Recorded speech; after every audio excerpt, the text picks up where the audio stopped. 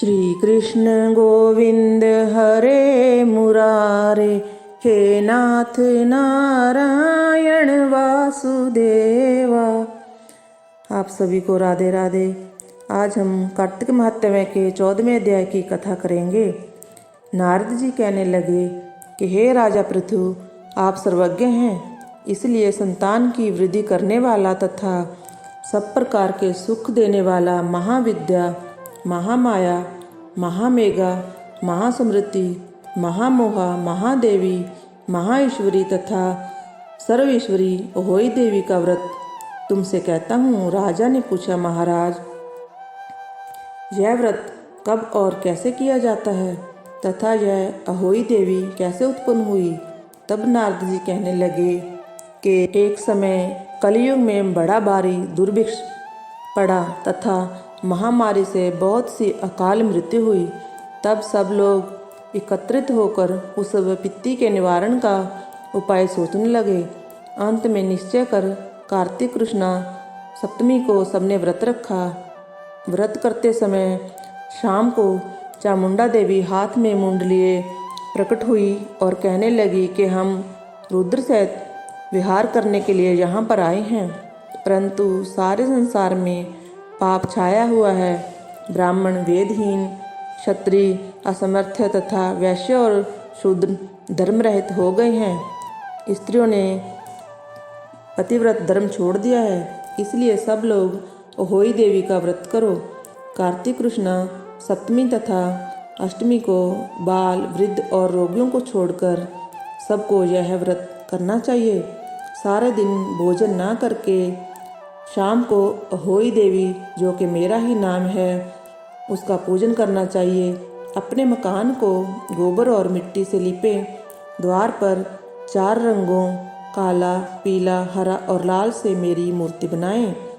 अच्छे सुंदर पकवान बनाकर मेरी पूजा करें। तभी एक झींवर की स्त्री कहने लगी कि हे माता, हम नीच लोगों का कर्तव्य भी बताएं। तब देवी ने कहा कि तुम लोग मेरे भक्त हो,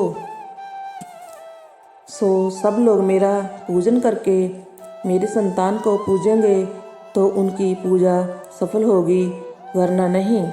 मेरी पूजा के बाद कुमारिन तथा मालिन की पूजा होगी। ऐसा कहकर देवी अंतर्ध्यान हो गई। नारद जी कहने लगे कि हे राजन, इस प्रकार देवी के कथनानुसार सबने व्रत और पूजन किया तो सबके संकट दूर हो गए और सारा संसार सुखी हो गया। राजा पृथु ने श्री नारद जी से पूछा कि हे मुने, कार्तिक मास तथा एकादशी तिथि सबसे उत्तम क्यों मानी गई है? तब नारद जी कहने लगे कि हे राजन, जो प्रश्न तुमने आज मुझसे किया है वही प्रश्न एक समय श्री सत्यभामा ने किया था और जो उत्तर श्री कृष्ण जी ने सत्यभामा को उस समय दिया था वही मैं तुमसे कहता हूँ। एक समय श्री सत्यभामा जी ने श्री कृष्ण जी से पूछा कि भगवान, जब सभी मास और तिथियां बराबर हैं तब उनमें से कार्तिक मास व एकादशी तिथि उत्तम क्यों मानी गई है? तब श्री कृष्ण जी ने कहा, हे प्रिय, समुद्र का पुत्र शंख नाम वाला एक दैत्य था। वह दैत्य इतना बलवान था कि उसने इंद्रादि देवताओं को स्वर्ग से निकालकर उनका स्थान स्वयं ले लिया। सब लोग उसके डर के मारे अपने बाल बच्चों सहित पर्वतों की गुफाओं में चले गए। तब उस दैत्य ने सोचा कि मैंने देवताओं का स्थान तो ले लिया, लेकिन वे जीते नहीं गए हैं।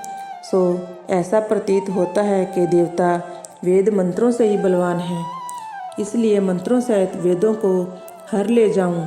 जब उसने ऐसा विचार किया तो वेद डर के मारे समुद्र में चले गए। तब ब्रह्मादि सब देवता संसार को वेदहीन समझकर भगवान विष्णु के शरण में गए और उनको जगाने के लिए गीत, वाद्य आदि क्रियाएं की। भगवान के जागने पर आह्वान, आसन, पाद्य, अर्घ्य, आचमन, स्नान, वस्त्र, यज्ञोपवीत, चंदन, पुष्प, धूप, दीप, नैवेद्य, पान, प्रदक्षिण और नमस्कार, इन सब सामग्रियों से भगवान का पूजन किया।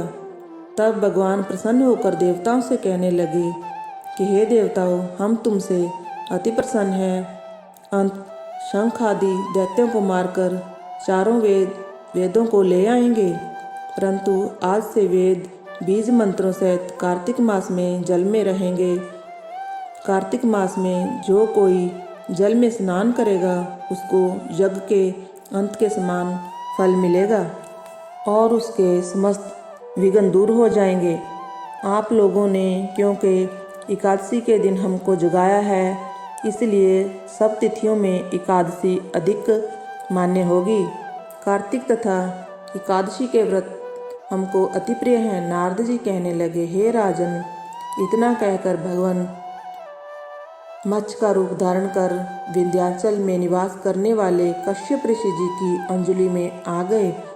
कश्यप जी ने उनको कमंडल में डाल लिया। जब कमंडल भर गया तो मत्स्य रूप होकर भगवान कहने लगे कि हमको कोई बड़ा स्थान दो।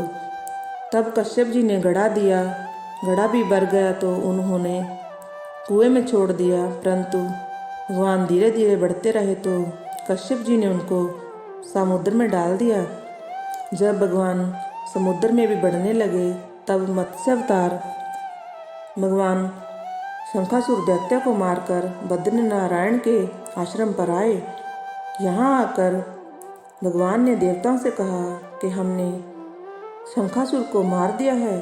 साथ ही ऋषियों से कहा कि आप लोग जाकर समुद्र में से वेदों को ढूंढ लो, तब तक हम देवताओं सहित प्रयाग में निवास करेंगे।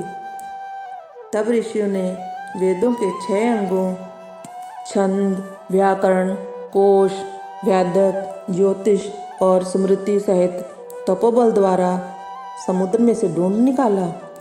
जिस वेद का जो भाग जिस ऋषि को मिला, तब से वह भाग उसी ऋषि का माना गया। फिर सब ऋषि इकट्ठे होकर देवताओं के पास आए। फिर ब्रह्मादि देवता ने यहाँ पर अश्वमेध यज्ञ किया। तब प्रयागराज तीर्थराज कहा जाने लगा। यहाँ पर स्नान दान यज्ञ आदि करने से अनेक जन्मों के पाप नष्ट हो जाते हैं। इस प्रकार कार्तिक महात्म्य का 14वां अध्याय समाप्त हुआ। जय जय श्री राधे श्याम।